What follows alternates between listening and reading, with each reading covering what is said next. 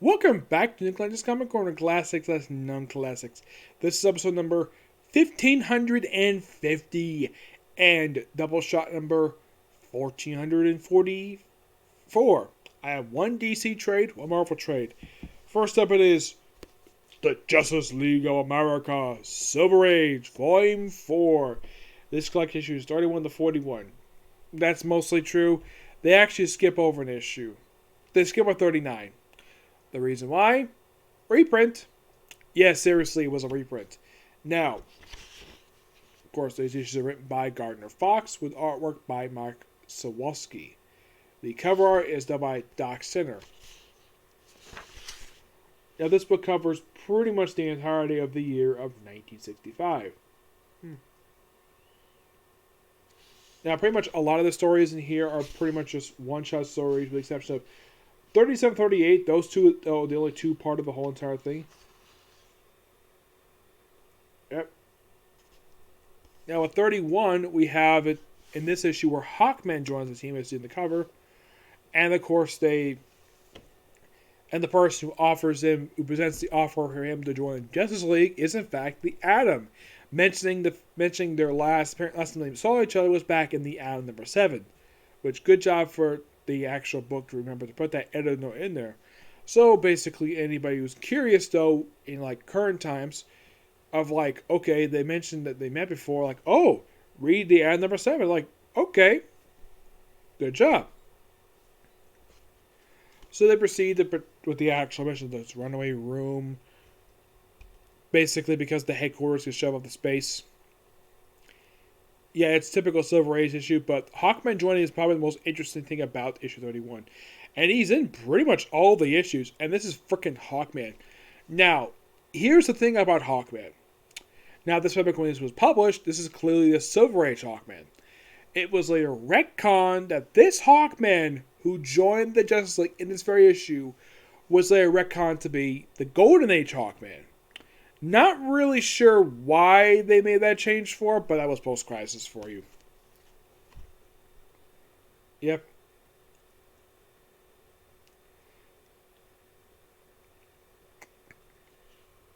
Oh yeah, one thing I do appreciate though, Hawkeye plays in the role in a lot of the stories.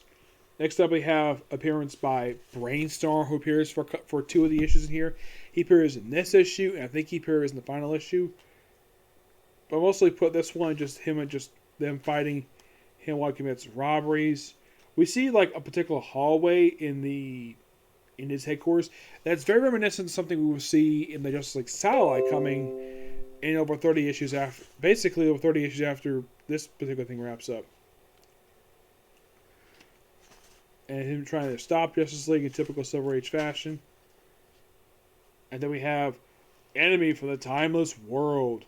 Yes, where the Justice League is captured by, well, some aliens. Not really much else to say about this issue, just really odd to say the least. Now, 34 is an appearance by Dr. Destiny. Dr. Destiny. He is by far one of the Justice League's oldest villains. Yes, and I believe he did appear on TV.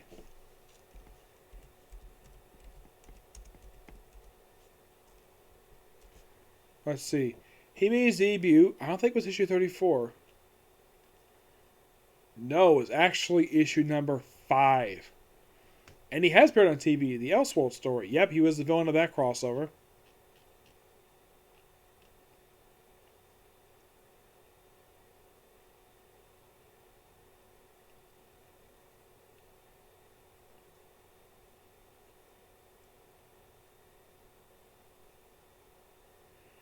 Yep, and he appears just in this issue in here.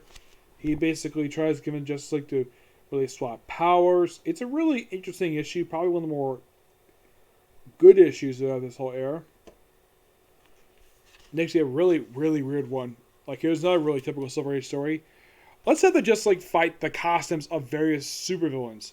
Like, the Flash fighting the costume of the Pied Piper, or the costume of Killer Moth. There's also the Mask, and the whole point of this particular issue is that just like fighting a group of demons. Yep. Yeah, really fun issue. This one.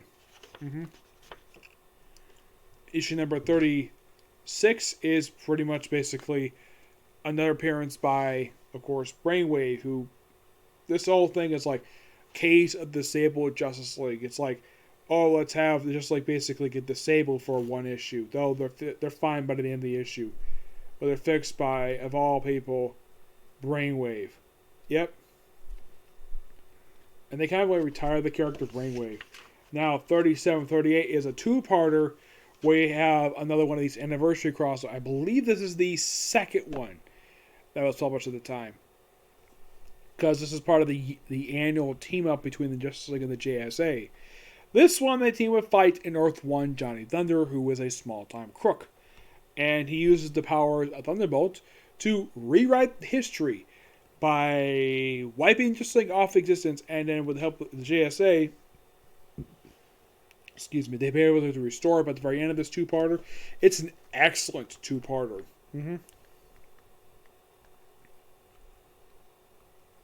Yep. He even makes the people who are wearing those costumes make them the villains. Yep. Now, like I said, 39, there's a reprint. This is the cover page 39. Yeah, that was the thing. The reason why that there's a reprint here is because a money-saving thing. Yes, the DC was known for doing this at this point. Marvel, nope. Marvel did not publish reprints in regular issues per se. They did that for the annuals. Never for the regular issues of the series. They never did. 40 is, well, Creatures of Nightmare Island. Yep. It's all basically about nightmares. It's a really interesting issue. The final one features the Key. Yes, the Key. Where it involves apparently just like disbanding and of course Snap Picard getting back. Not Snap Picard, it's Hawkman. Yes, Hawkman is the one who realizes though something is wrong. And yes, that's what Gardner Fox writes is that the Hawkman basically is one response for bringing Justice League back together if they disbanded at the start of the issue. And you think it's the end of the Key, but not really. It is interesting, though, that Gardner Fox, when he had joined the Justice League, he had part of active role in like every issue. Because why not? Hawkman's awesome. I give this book a 10 out of 10. This is pure classic of an issue. Like, issues are pure classic. And I love reviewing this stuff. I still have not reviewed Volume 1 yet. I would love to review Volume 1. Alright, next up is Uncanny Avengers Volume 5, Access Prelude. This collects issues 23 to 25 on the first Uncanny Avengers, the annual, and Magneto Volume 3, issues 9 and 10. Now, the reason why these issues are here, because they fill in the gap between issues 23 and 24 of Uncanny Avengers. 23 is simply put a epilogue to a lot of the stuff, basically, that the Avengers book have been going on. The Avengers book, this book is going on since issue number 7. Yes. And they also bring up stuff that's happened in the regular Marvel Universe at this point, like Wolverine losing his healing factor and Steve Rogers getting old. Yes, they bring up that happened during apparently like a 3-month time skip. They mentioned it was a 3-month time skip in here. My only guess is the reason why Rick Remender did that is because, well, a lot of stuff happened. Because if you read, like, from that issue up until 22, it seems as though not much time has passed by since issue 7. I'd say like a day or two. And them having this 3-month time skip, you can easily squeeze in there, like, the remaining issues of Rick Remender's run for Captain America Volume 6. Yes, Volume 6. The Wolverine issues, throw those two in there. And, of course, they also bring up the fact that the Havoc, he's damaged from the events of the previous arc, which I will eventually get to. I'm hopefully get it in soon. His face is damaged, like scarred, and it stays like this. If you're curious to how long this is scarred for, 3 years. No joke. For over 3 years, this scarring, actually about 4 years. Yes, and the person who fixes this is Colin Bunn. Yes, Colin Bunn fixes Alexander Summers' face. So, And of course, we see in issue 24 that Wolverine is going off someplace to deal with something. Yeah, that leads into what happens in Death of Wolverine. Like, you can kind of say that the issues of, like, between, let's say, I think it's like volume 6 of Wolverine, you can kind of say these two issues kind of, in a way, fill that gap between those two issues before the start of Death of Wolverine miniseries. That's the best way you can describe these two issues while leading to the events of Access. Of course, the Magneto issues is him going to Genosha to confront the Red Skull. Because, well, it's a Red Skull. Though this is not the original Red Skull. No, this is a clone. And this was a clone before that particular incident happened with a chemical that basically turned his skull into an actual Red Skull. Excuse me. So this Red Skull is wearing a mask. So, oh, and by the way, in these issues, Magneto kills the S-Men. You might thinking the S-Men. Yes, the S-Men. Basically, they are Red Skull's version of the X-Men. And one of these people is a daughter of Avalanche. And Magneto kills her. Surprisingly, none of these characters get resurrected in Krakatoa. I would think they would because they're all mutants. I'm not really sure why.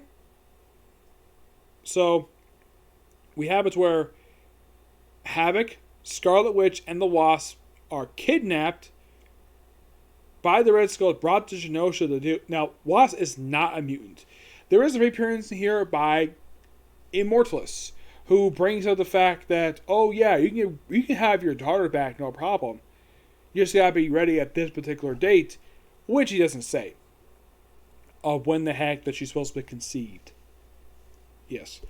So, and of course, you have stuff happening that leads to the event of Access, where Magneto beats the crap out of the Red Skull, and he picks up a pile of bricks and smashes the Red Skull's skull. And he thinks that everything is all over. He basically avenged Charles Xavier, even though that Red Skull had nothing to do with the man's death. He just stole the man's brain. But the thing ends with this.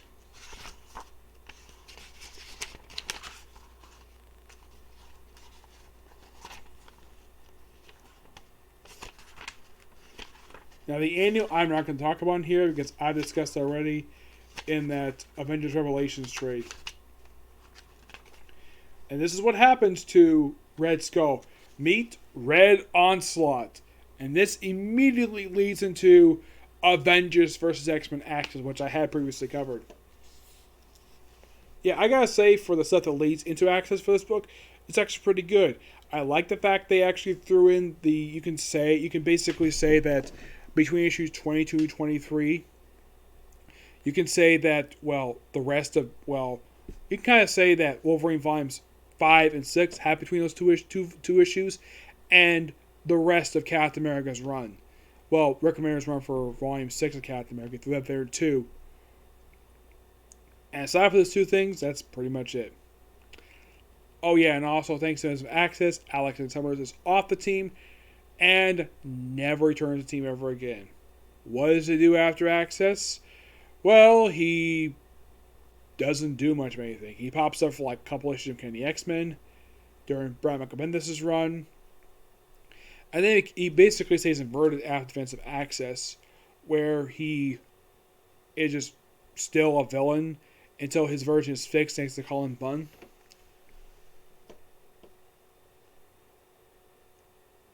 And that's simply it. Book is good. And, of course, aside from recommending doing the writing in here, he writes pretty much most everything except for the Magneto issues. Yeah, that's the only thing he doesn't write in here. The artwork for these issues are done by, 23 is done by Stefan Greeny. You have Cyber the Roka, that's issue 24, and 25 is done by Daniel Kuna. This, of course, is Stefan Greeny, which this is really good artwork. I already showed Daniel Kuna the cover art here. This is also, I believe this is the same artist who did the cover art for the Avengers video game. Yes, the cover artist is, for this issue, is Austin Alicio. For 24, it's Paul Renan, and of course, he does 25 as well. The issues here are good. I like the stuff with Access, stuff leading to it. I give this book roughly a 9.5 out of 10. Next Comic Corner, we'll discuss the trade that came immediately after of Access. And I will reveal what happened to the lineup afterwards. In the case of Steve Rogers, he is off this team right after this volume concludes. He's not returned to the team until after Secret Wars. Yep. So yeah, that's it for Stickler Review. And that's... I'm hoping to do maybe one more video tonight, but I don't think I'll get time to do it. So I'll probably save the Super Sentai review I was hoping to do today for tomorrow. Okay? This video. Bye.